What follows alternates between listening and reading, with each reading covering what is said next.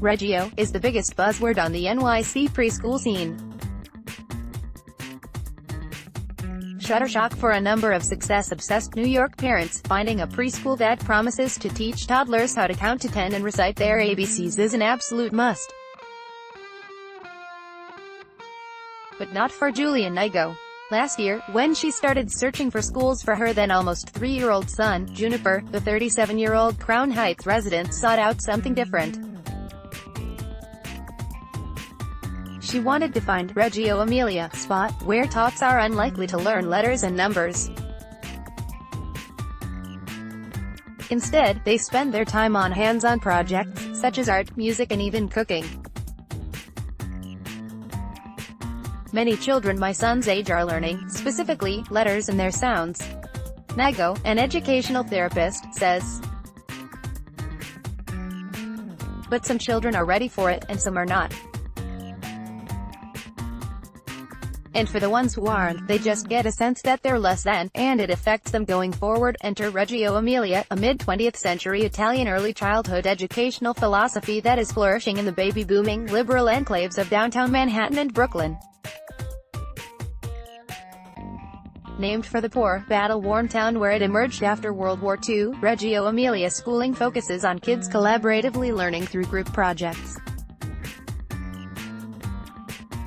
Reggio has been around in New York since the late 1980s, but it's having a renaissance with liberal, creative types, especially those in trendy areas of Brooklyn, says Victoria Goldman, an NYC schools admissions consultant and author of the Manhattan Family Guide to Private Schools and Select Public Schools. It's a buzzword now, she tells the Post.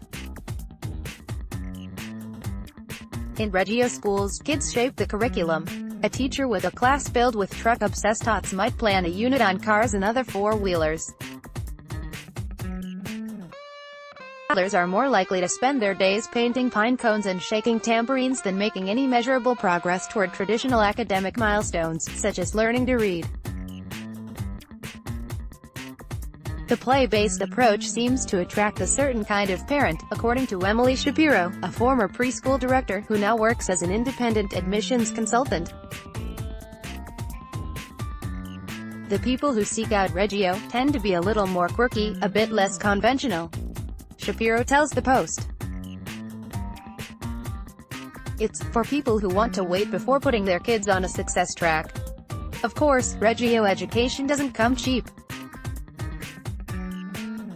Ironically, Reggio schools were set up as a method for providing support to children from disadvantaged families, Shapiro says. But of course, once it gets transferred to the States, it becomes for children of privileged families. In New York City, where full-time tuition at a competitive private preschool runs anywhere from $20,000 to $50,000 a year, these programs are mostly available to the elite, she adds. The principles of Reggio schooling are also not consistently applied from place to place. A lot of schools write on their websites and brochures that they're Reggio-inspired, and there can be really different degrees of how that's interpreted. Kim Turnbull, founder and director of the Brooklyn Schoolhouse, tells the Post.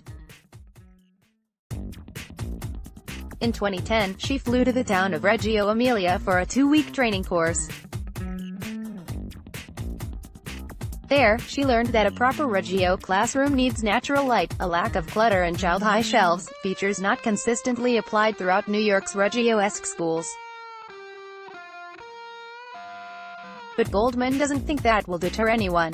Hip NYC parents and Reggio are like peanut butter and jelly, she says. Today, in Brooklyn, what could be better?